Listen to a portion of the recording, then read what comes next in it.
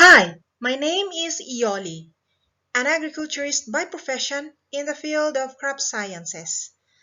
I am introducing a channel that is very new and ito po ang aking pinaka ever first vlog where we will be learning bits and pieces of the whole agriculture or the whole picture of agriculture, particularly here in our country, the Philippines. So, sa susunod na mga videos, I will be presenting any bits of topics under the sun in the field of crop sciences and crop protection areas, or any under agricultural crops and the science that surround them. So these will be topics, or there will be topics both in the practical side and the science behind crop growth and production and their responses against plant diseases. I will be your coach all throughout and will be willing enough to answer your questions if you please. So, this channel will contain mostly practical activities in agriculture that includes documented travels featuring agriculture activities or progresses. So, as introduction, however, mapapag-usapan natin about the overview of what areas that actually encompass yung study ng agriculture. But before we continue further, please subscribe and click the bell button, including the all button, down below so that you will be notified sa mga bago na videos about agriculture. So, agriculture. Ano bang ibig sabihin ng agriculture? So, how do we define agriculture? So basically, agriculture is the science of the study of plants and animals. Okay?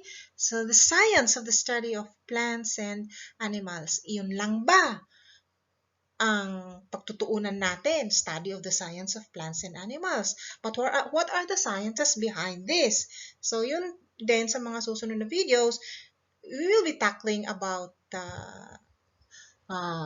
theories or the sciences behind or the physiology, mga ganon.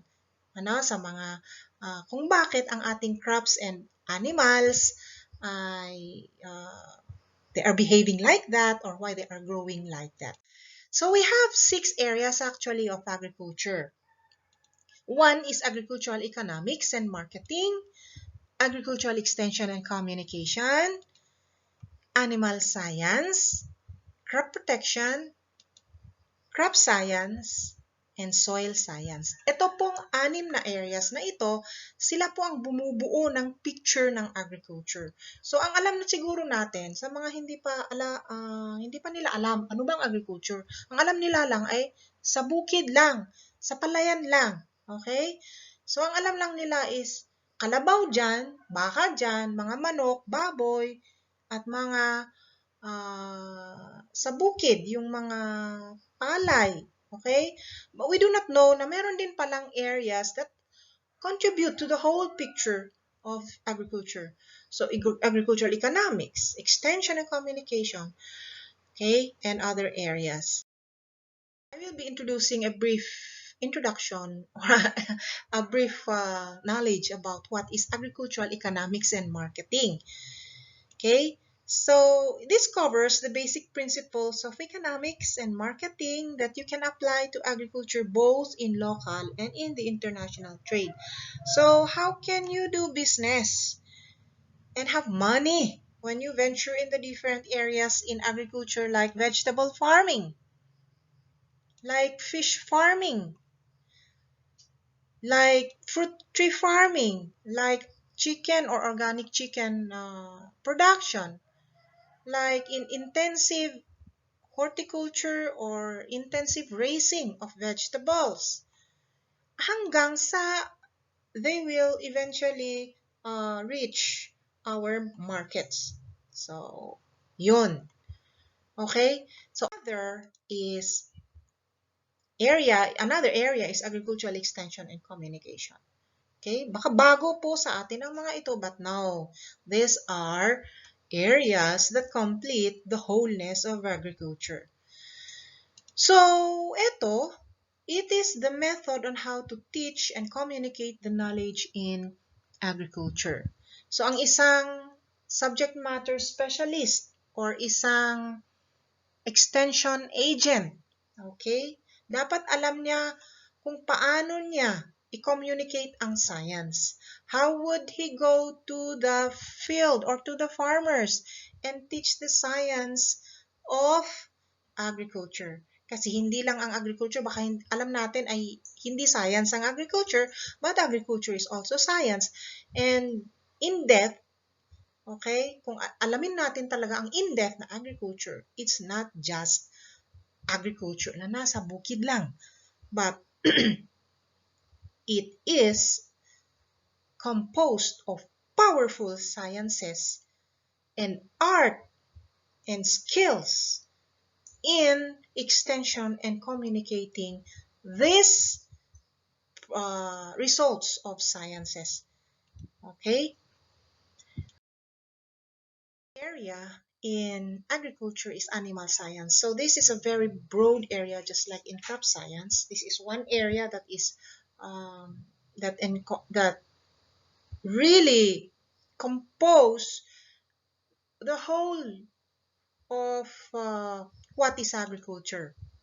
So this is composed of sciences behind raising animals for food, like pork production, poultry production, cattle, dairy, aquatic animal food, etc. So dito, mapapag-aralan din ang anatomy and physiology of farm animals, genetics, and animal breeding. So these basically are sciences behind agriculture. Okay?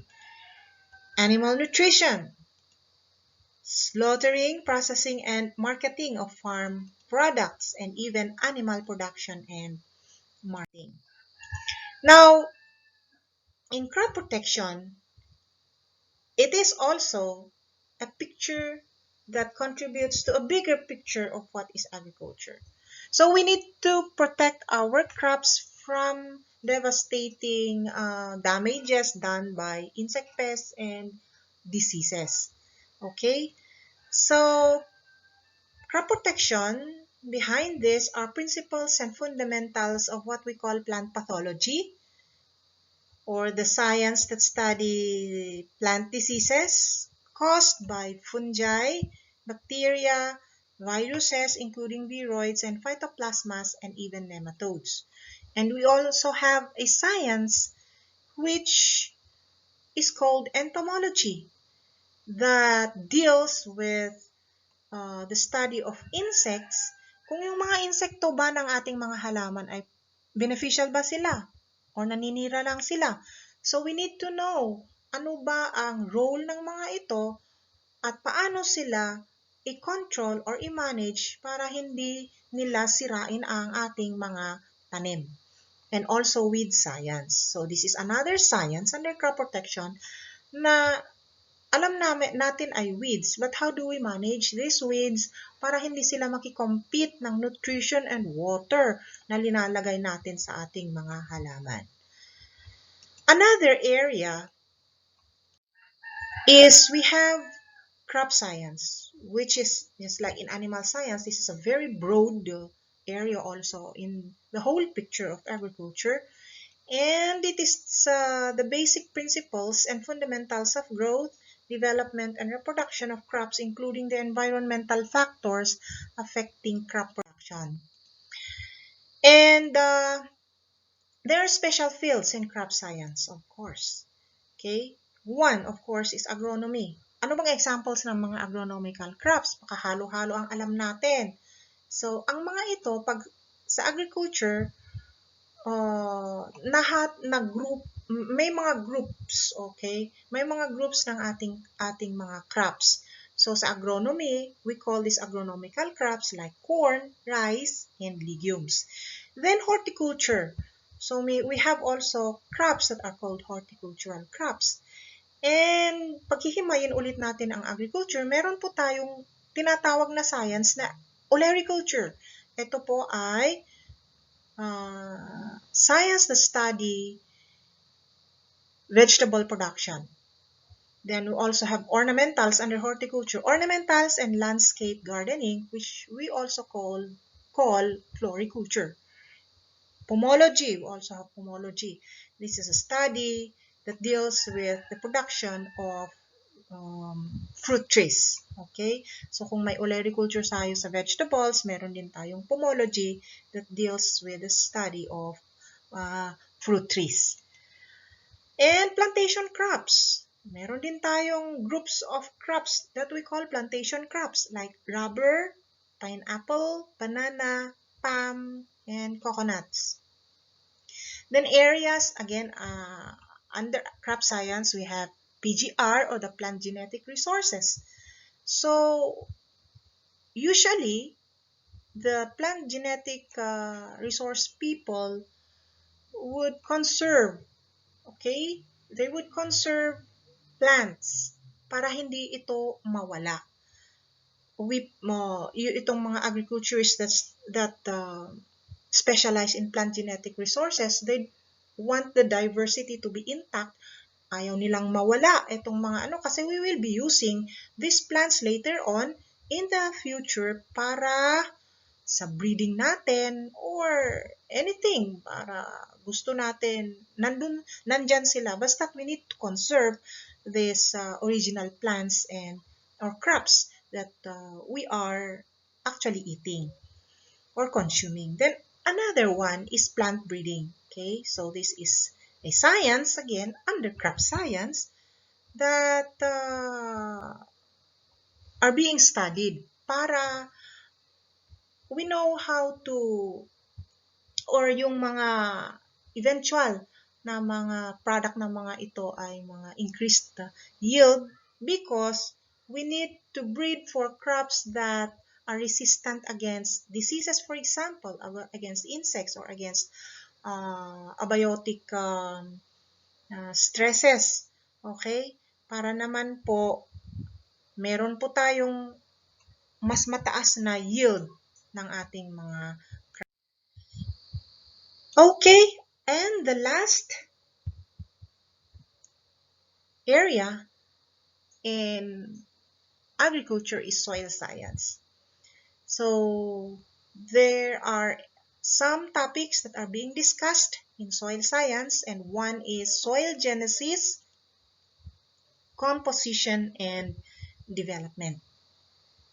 Another is the physical and chemical properties of soil. So these are things that are discussed also in soil science. Soil fertility and management, and of course, soil classification and strategy. So lahat po ito, they are just very brief descriptions of the 6 areas in the whole picture of agriculture. So sa mga later na videos, I will be giving or I will be presenting, okay, or we'll be discussing mga anything, bits and pieces under anything under these 6 areas. So mapa-soil science man yan, crop science, animal science, etc. or crop protection, etc. So this is all for today, and I thank you very much for watching, and please don't forget to like and subscribe. Bye-bye!